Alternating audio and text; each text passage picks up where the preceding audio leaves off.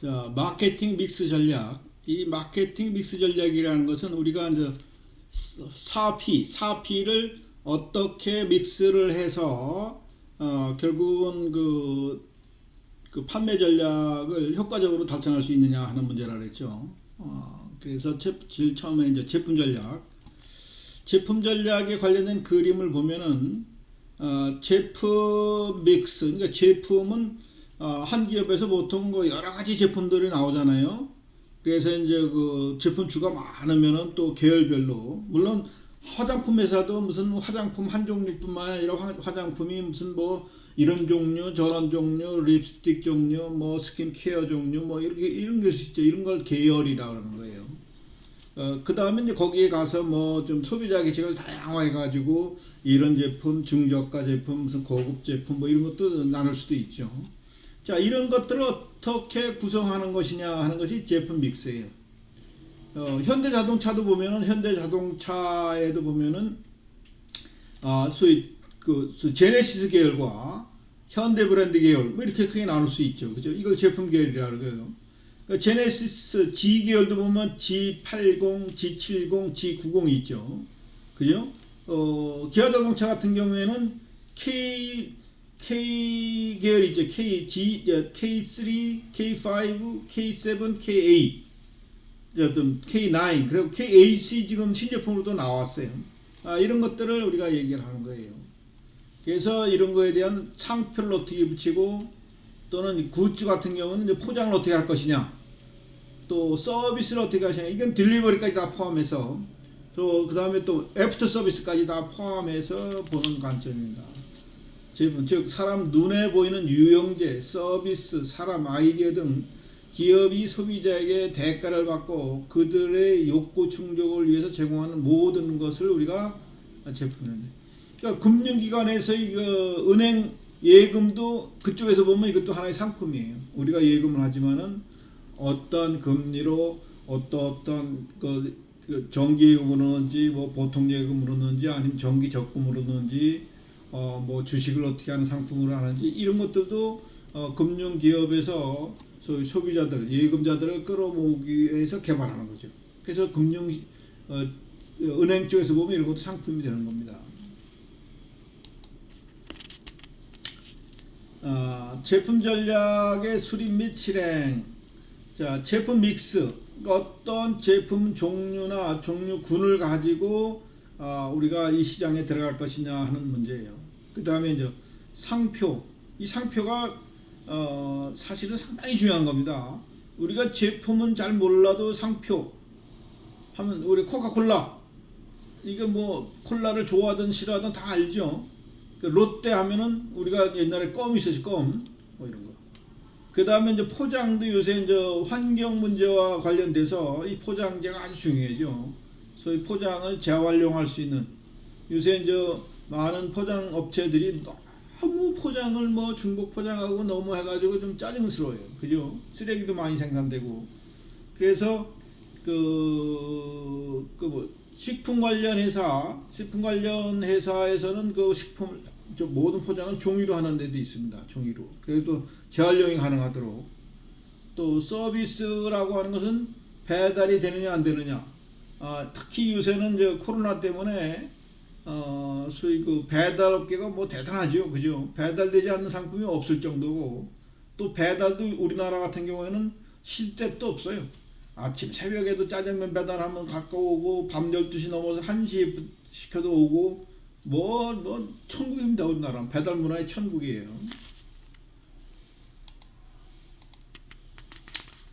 자, 제품 전략의 수립과 실행 과정을 좀 구체적으로 보면은, 제품 믹스 차원에서 봤을 때 어느 회사의 경우에 제품이 이런 게 비누 계열이 있고, 샴푸 계열이 있고, 치약 계열이 있다. 그러면 이 제품 계열에서 종류 A1, A2, A3, A5까지 쭉 있는데, 알로에 비누, 우유 비누, 소프트 비누, 촉촉 비누, 생생 비누, 센스 샴푸, 원터치 샴푸, 보드로 샴푸, 비타 샴푸, 하얀 이 치약, 소금 치약, 자야지. 이게 다 그 하나의 회사에서 만들어낸 제품의 계열과 종류를 얘기하는 거예요. 왜 이렇게 다양하게 만들까? 이것이 이제 제품 전략이에요. 제품 믹스 전략. 그래서 다 소비층이 다른 거예요. 알로에 비누를 좋아하는 소비층, 우유비를 소비하는 비유층.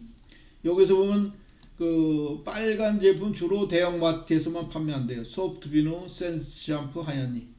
여러분 저기 이런 시장 슈퍼나 아니면 하고 대형마트에서 파는 제품이 같은 제품이 아니에요. 포장지와 뭐 다 비슷하지만 조금씩 다릅니다. 그래서 여기는 그 특히 대형마트는 좀 싸다는 느낌이 있는데 그게 소포장이 되어 있거나 조금 내용이 좀 다릅니다. 여러분들 그걸 잘 알으셔야 돼요.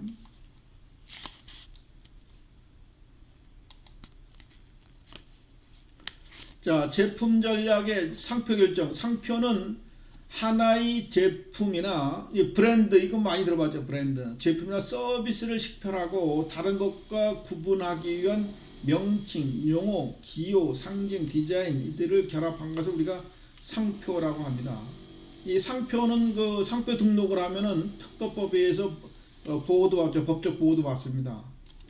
그 다음에 이제 상표 충성도라는 개념이 있는데 이 소비자가 특정 상표를 애용하는 거예요. 이건 나는 무조건 삼성이야. 제품 진로나 여러 가지 서비스를 봤을 때는 LG나 삼성이나 뭐 휴대폰이 다 비슷비슷한데도 한국 소비자들은 삼성을 무조건 좋다고 생각하고 쓰죠. 또 뭐 삼성이 기술적인 면에서는 아이폰보다 좋은 면이 많은데도 나는 무조건 아이폰이야 해가지고 아이폰 쓰는 충성도, 이런 것들 우리가 충성도라고 하는 거예요. 충성도.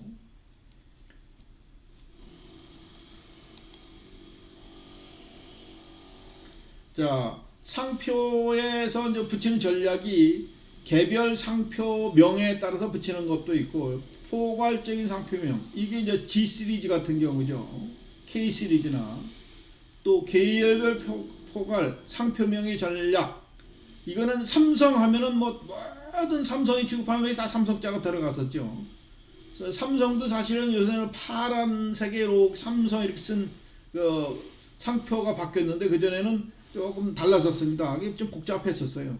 그러나 이제 외국 사람들도 잘 알아보고 심지어는 삼성이라는 상표는 아는데 미국이나 유럽에서 삼성이라는 상표는 아는데 이것이 한국 제품이라는 걸 모르는 거예요. 한국은 모르는 거예요. 그러니까 지금 소위 미국이나 유럽에는 삼성은 많이 알려져 있는데 이게 삼성이 한국 것이라는 걸 잘 몰라요. 또 그렇기 때문에 한국 제품이라는 것을 삼성에서 홍보도 안 합니다. 왜? 한국은 아직도 상당수 외국인들한테는 6.25를 기억하게 하고 아주 최빈국처럼 생각을 합니다. 아직도. 그러니까 우리나라가 그 전에 이제 2002년도에 88 올림픽을 주최하고 한 것은 다 그 이유 때문에 그러는 거예요.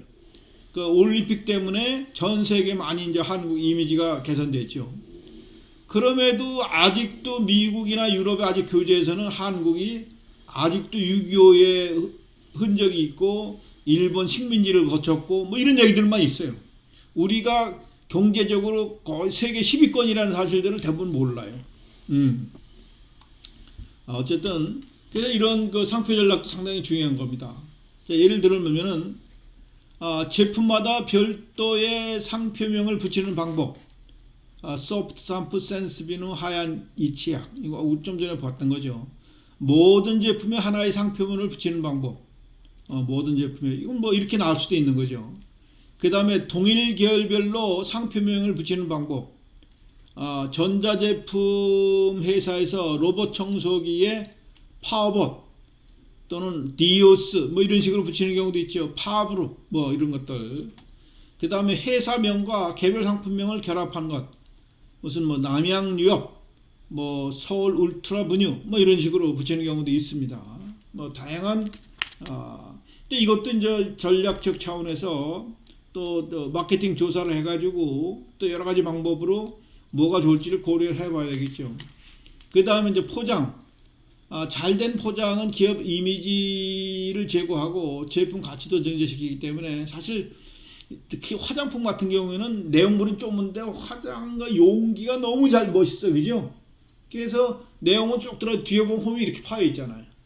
그게 이제 그 고가 이미지를 주기도 하고 또는 여러 가지 이제 소비자를 그 뭐 또 유인하거나 또는 이게 뭐 우롱하는 경우도 있어요. 실제는.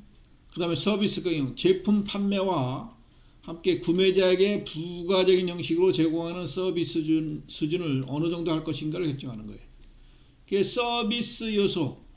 근데 소비자 중에서는 그런 거예요. 아, 이 집은 뭐 음식은 별론데 그 서비스가 너무 기분 좋게.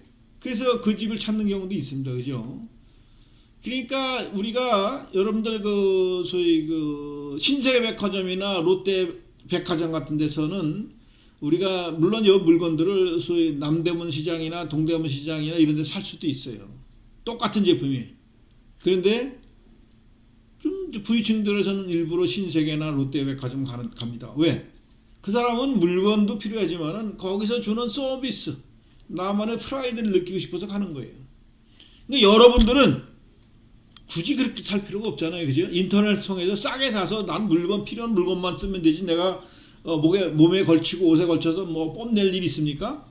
뭐 여러분 뭐 너무 부자라서 돈을 쓰지 못해 주체하면은 뭐 그렇게 살 수도 있는데 우리나라 졸부와 미국 부자들의 차이가 그런 데 있는 겁니다. 여러분 미국의 그 시카고 대학 이런 거는 미국의 이제 그 카네기라고 철강으로서 돈 엄청 부르는 분인데 그 재산 돌아가시면서 그 재산을 다 투여해가지고 세계적인 명문 기업을 만든 것이 카네기 대학이에요. 그러니까 여러분들 우리나라에서는 뭐 무슨 정주영 대학, 무슨 박정희 대학, 뭐 삼성 이병철 대학 하면 뭐 좀 이상하겠죠. 그러나 미국의 유명한 대학들은 다 설립자 이름이 붙어 있어요. 하버드 대학, 예일 대학, 뭐 듀크 대학, 스탠포드 전수 설립자 이름이에요. 그때 당시 그 유명한 사람들이 그 돈 많은 분들이 자기 재산을 다 사회에 희사해가지고 만들어진 대학들이에요. 부자들이 사실 그런 사람들 그걸 따라야 됩니다. 미국은 지금도 세계 갑부 1, 2위 하는 사람들이 세계 평화나 복지를 위해서 자기 재산을 거의 다 내놓고 MS 도스를 마이크로소프트웨어를 창설한 그분도 그렇고 또 잭 웰치라는 사람들도 그렇고 이런 사람들도 복지재단을 엄청나게. 근데 우리나라의 복지재단은 뭐예요? 탈세의 수단으로서 복지재단이나 또는 자학재단을 만드는 경우가 꽤 있죠. 우리가 이제 지양해야 할 바입니다, 사실은. 자, 그 다음에 이제 가격 결정. 가격은 또 우리가 가격 탄력성이라는 것이 있는데 가격이 너무 비싸면 소비자가 소비를 하지 않는 경향이 있고 또는 가격이 비싸도 꼭 무조건 사 먹어야 되는 제품들도 있어요. 이것은 필수제. 필수제. 무슨 음식이나 쌀 뭐 이런 것들은 그렇지만 사치품 같은 거는 가격이 비싸지면 잘 안 사게 되죠. 그러니까 이런 가격도 제품의 종류에 따라서 그 탄력성에 영향을 미칩니다. 그래서 또 이제 그거 말고도 여러 가지 요인에 의해서 이제 가격을 정하는데 첫 번째는 제품 원가 얼마짜리를 해서 소비자 수요를 고려하고 경쟁 제품의 가격을 고려해서 가격을 결정하는 겁니다. 그래서 잠정 가격이 내려지면은 이것은 단수 가격이라는 것은 그 odd price라는데 이게 뭐냐면 199만 원 또는 99,000원 이렇게 정해요. 뭐 사실 100만 원이 10만 원이나 99,000원이나 1,000원 차이잖아요. 그런데도 괜히 이게 뭐예요? 엄청 싼 것처럼 느껴지잖아요. 그죠? 우리가 2,000원보다 1,900원 하면은 1,900원대, 1,000원대 물건을 팝니다.